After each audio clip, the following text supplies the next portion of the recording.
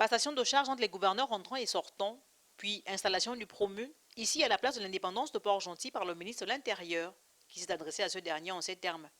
Vous héritez de l'administration d'une belle province aux potentialités économiques immenses. Une province sur laquelle le président de la transition, président de la République, chef de l'État, fonde beaucoup d'espoir pour donner une dynamique nouvelle au développement de notre pays. Vous garderez donc votre curseur pointé sur l'atteinte des objectifs déclinés dans le plan national de développement de la transition. À ce titre, le suivi des politiques publiques sera un levier fort sur lequel vous devriez vous appuyer.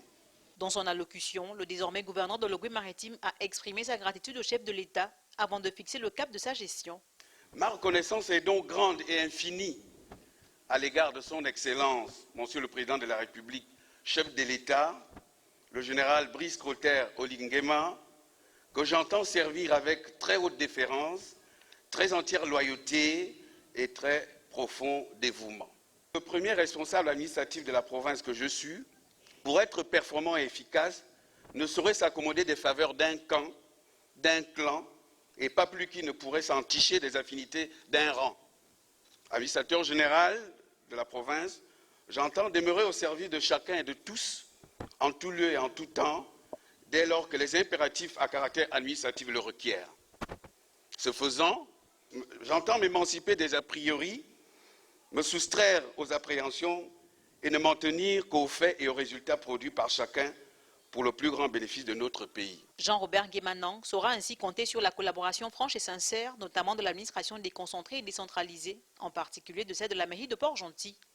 Monsieur Jean-Robert Nguemanan, gouverneur entrant, c'est pour moi l'occasion de vous accueillir et de vous souhaiter la bienvenue dans la ville de Sable, qui a une histoire particulière dans notre pays. Je suis prêt à vous accompagner avec loyauté, discipline et rigueur, sans aucune interprétation de ces valeurs. Le docteur en nouveau régime de lettres modernes prend ses fonctions dans un contexte marqué par l'organisation le 16 novembre prochain du référendum constitutionnel, un premier challenge pour l'homme invité à œuvrer pour la bonne marche dans sa circonscription administrative de la campagne civique et relative.